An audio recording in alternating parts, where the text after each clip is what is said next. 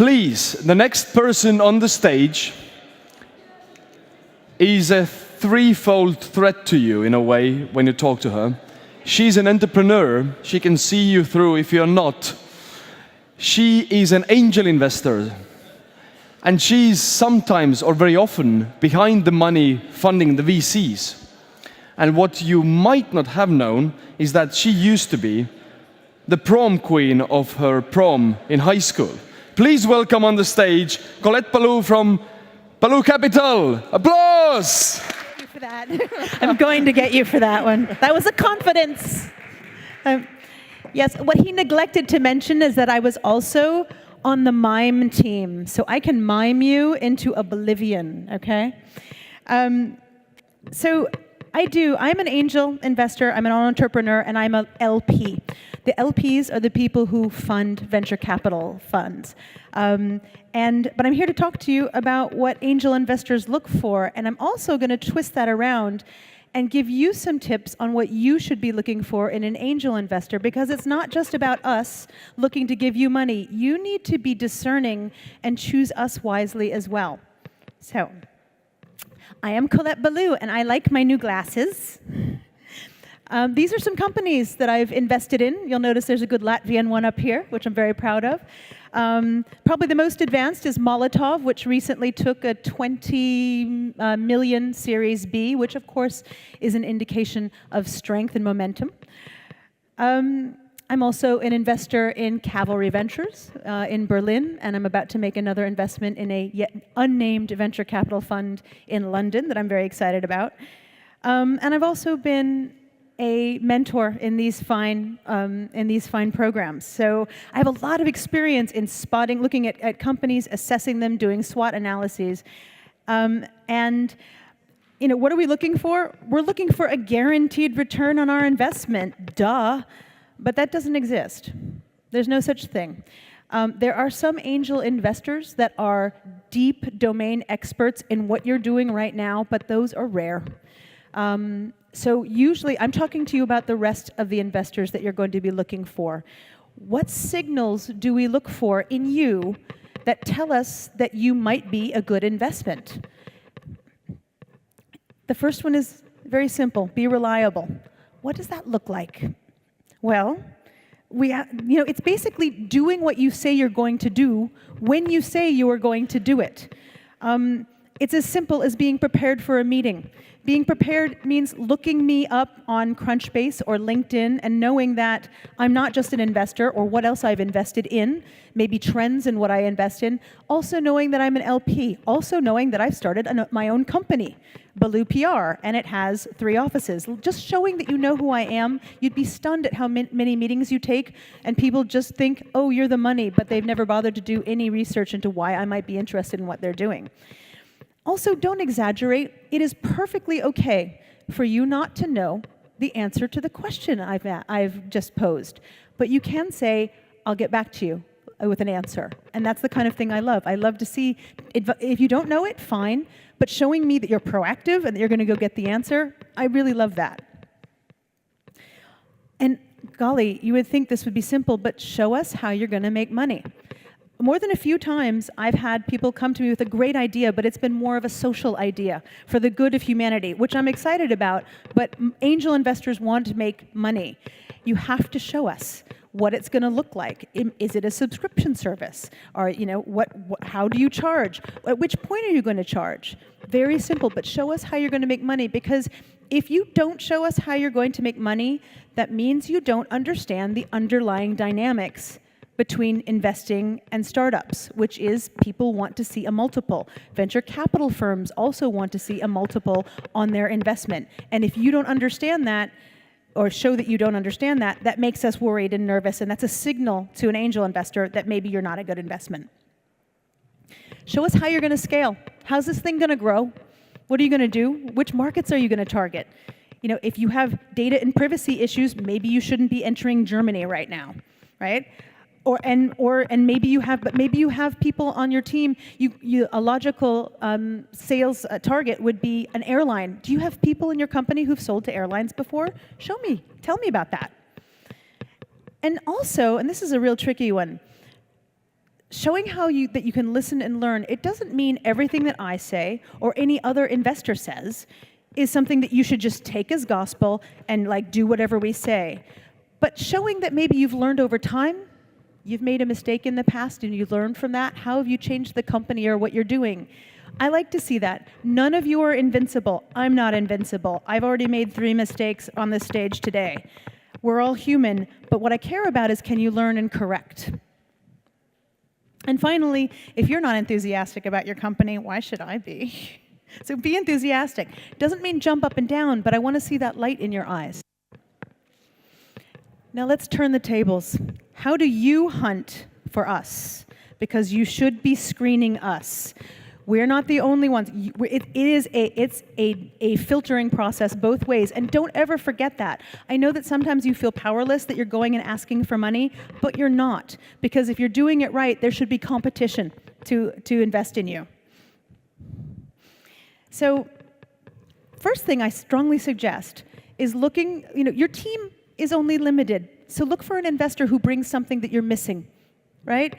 So maybe it's experience. Maybe your team is really, really good at building things, but they don't know how to sell to banks. Well, you should be looking for an investor who has proven contacts at banks or perhaps who's even sold to banks. So think of it in terms of, think of an investor as somebody who's going to expand your team, because that's what we can do at our very best. And really I'm going to insist on this. What can they do for you? They really should be able to bring you additional value. So think in terms of, maybe they can't help you sell, but maybe they can introduce you to other angel investors to complete your round. One of my specialties is that I take my companies and I introduce them around, I clean them up and introduce them around to venture capital firms. So we put in the first round of angel investing, clean them up a little bit, put some lipstick on them, and send them out to venture capital firms. And with my warm introduction to the firms that I know, they usually get a meeting. So that's some of the value I bring besides just being money. Another thing you should do with an angel investor is get a time commitment. There are many different kinds of angel investors. Some just put money in and go away. But if you have chosen somebody who very specifically has experience that you want to be a part of your team, you want to know that they're going to be there for you.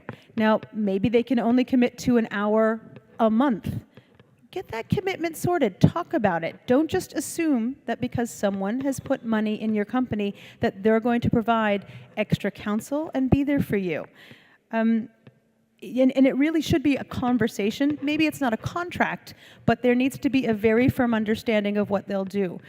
An example of a company that I'm about to take a board seat in is that I have promised them to get them in front of venture capital firms and a certain amount of venture capital firms. And a part of that is promising them about 5-6 hours of time of me per month, and I'm making sure that their pitch deck looks perfect. These are my jobs. This is what I'll deliver. Another thing you should think about in terms of your angels and that you bring together is diversity.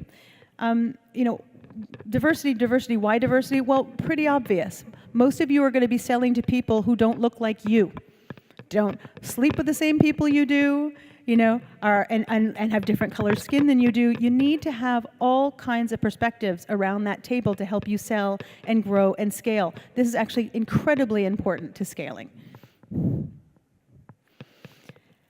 And another thing I want to suggest that you do when you're getting your angels together, yes, angel investing is normally about that money, that seed capital that you need to get started. But maybe there's somebody who you really want on your board, and that person, maybe they have cash flow issues. Maybe they've just invested. Maybe they say, I can't invest anymore. I've already, as I say to people, I've invested so much this year. I've set my budget. I've invested that all this year. Well, what you can always do is bring them on board with a commitment, a serious commitment of their time, more than 6 hours a month, and have them do something that they'll deliver, and they get equity for it. This is a great way. A lot of investors will say, I'm really interested, but I don't have any more money, or I've committed all my capital. Consider this. It might be a really powerful way to get a great person on your board as an angel investor behind you, backing you, supporting you.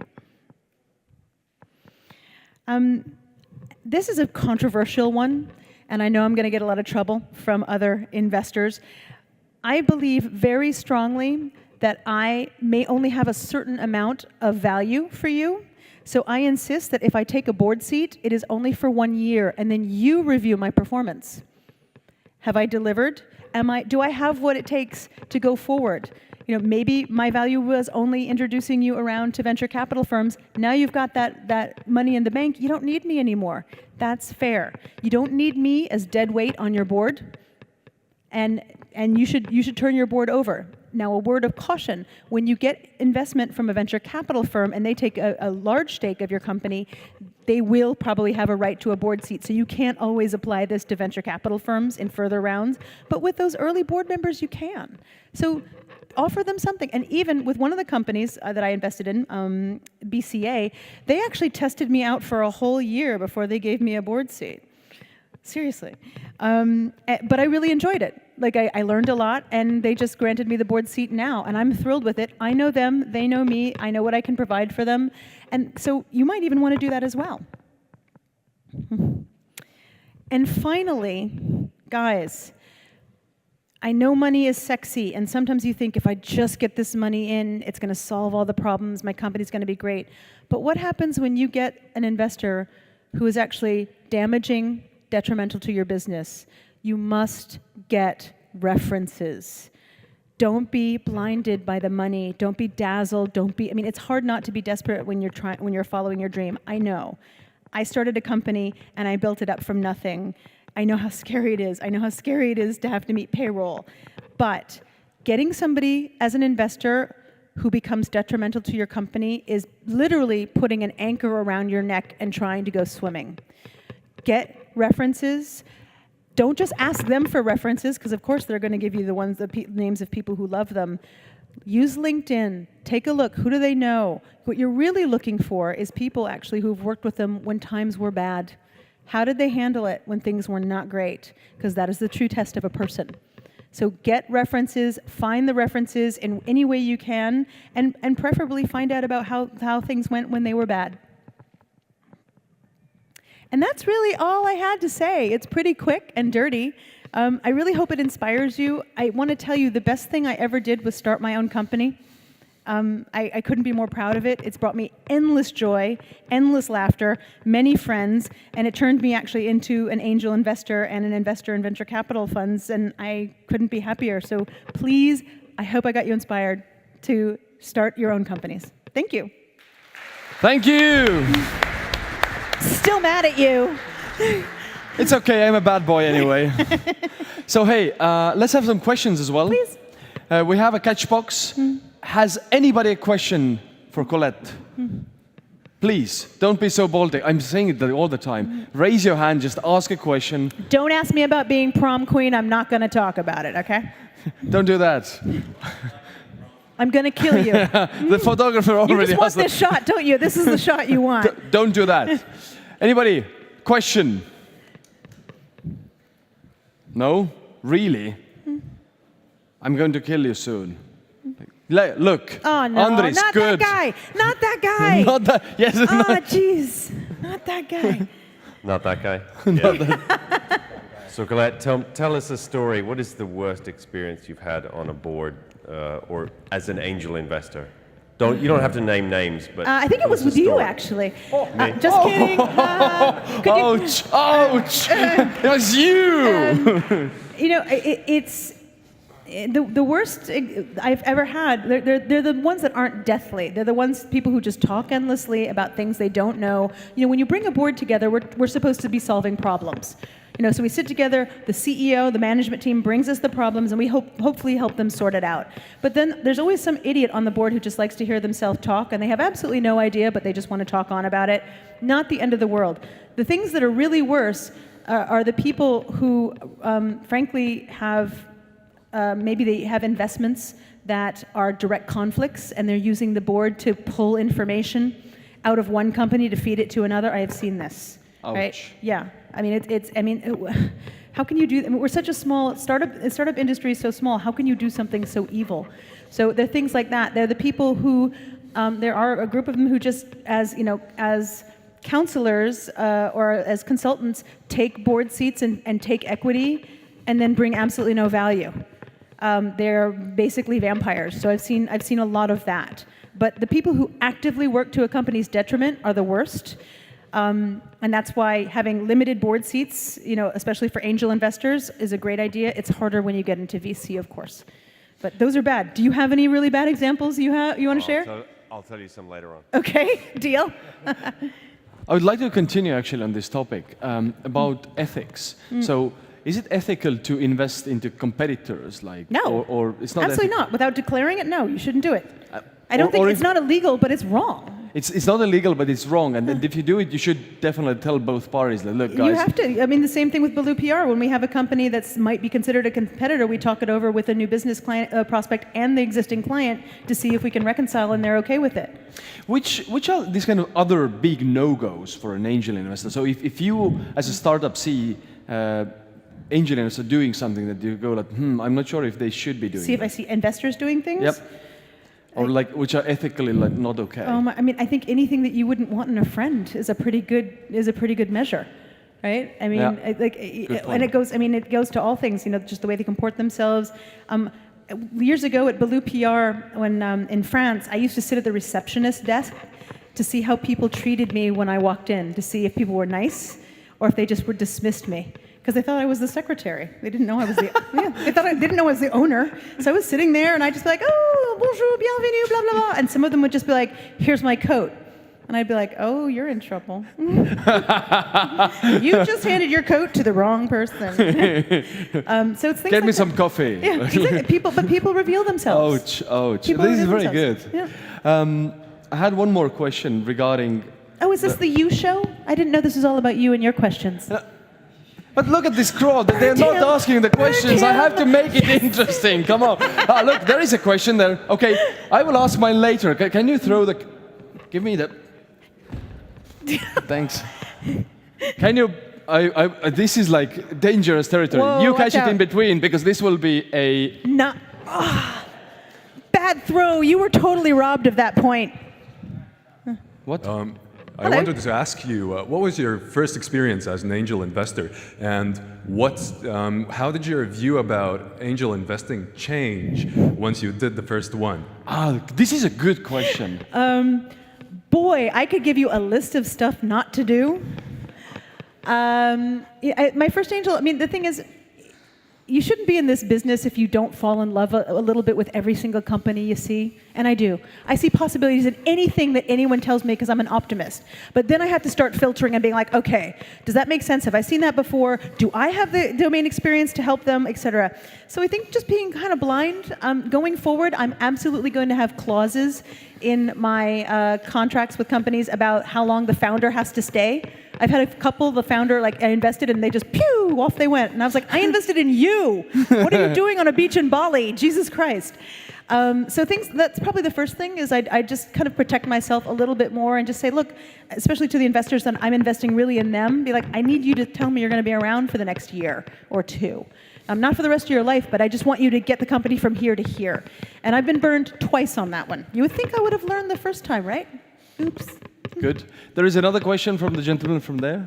Oh. Thanks so much, Colette, for explaining your expensive, I can say, the skills that you are sharing with us. I have a question. What are the common mistakes of the millennials when they're searching the angel investors? What kind of troubles they have when they're searching these investors? What they're not proving? The common mistakes from the millennials to the angel investors. I actually don't think it's a millennial thing. I think it's something that almost everyone does, regardless of what generation. Mm-hmm. And it is things that I said in the earlier slide, not being prepared, just looking for money and not choosing your investors. You should choose your investors. It's so hard to have the discipline, especially when you're watching your bank account get drained and you just think, I just need money. But you really need to choose your investors carefully. And also, and not using us the way you can. That's something I kind of touched on, but I'll touch on it again. When you bring investors into your company, you should be using them. They have contacts. They might be able to introduce you to clients. They might be able to help you get a CMO or another position. you should be taking everything you can get out of them. And I often see that not being done. And you should just treat them not as a team member, but as an extension of that team. And because we don't know, I don't always swoop in and say, do you need anything today? Hi, I can't do that. I'm busy running other companies. But if they put their hand up and tell me they need help, and one of the best ways to do this is once a week, turning out just a quick memo of what you need, what's going right, what's going wrong, what you need. Then your investors can skim it and just say, like, oh, I know somebody at Cisco. Yeah, I can get that introduction. But you guys have to ask for it, because we're not going to come and say, what do you need today? We're not going to do it. Okay. So one more question. Please. If you are asking too much investors, with the time, like you are searching for the investor 1 year, 2 years, 5 years, it means that maybe you have to change the business? What's your opinion in that case? So I think what you're saying is, if you can't get investors, does it mean that your idea sucks and you should change your business model? Yes. Oh, God. I was watching Nordigan today, this morning. Roland's was so great because he was telling the story of how he'd just gotten a no and a no and a no, and he kept switching his business model, or they kept switching their business model until they found the fit. We're not geniuses. We don't know everything. If we did, I would have, seen the stock market crash coming. The best thing you can do is filter with what you know and what your instinct is. That's what, making those mistakes is what makes a great entrepreneur. So don't believe that the angel investors or the VCs are 100% right. Ask them why they have their opinion. Maybe they've seen something like this before, and they're quickly finding a pattern and assuming that you're in the same pattern. Draw them out a little bit. But we're not, we don't know everything, even though we like to pretend we do. But don't believe us. Thank you. I appreciate it. Sure. Thanks. Oh. You hit the same guy. But he's watching his phone anyway, so he's already crouched in this defensive position. Very good. Actually, my question was quite well aligned with the first one this gentleman asked, was that, so if I'm a startup entrepreneur, it sounds more like, don't take just the money, always look for the smart money in a way that they are willing to help you, they have the experience, contacts, and take this money which offers you something extra. If you can. There are a few angel investors who clearly send a signal to the market when they invest, i.e. they're kind of like superstars to have there, and they're usually in massive demand and they don't have time. If you really get a chance to get someone like Christoph Mayer, who's based in Berlin, he is known for finding great companies across Europe and getting into them early. Okay, that's good. He's not going to give you a lot of time. But really, there are very few of those kind of superstar signaling or angel investors. You really should be demanding something of your investors and thinking about, what can they do for you? What can they bring you? Ideally, and that will make your company so much more powerful. So I urge you to do that as much as possible. Thank you so much, Ballou. Give her a big applause. This was a delight. This was a delight.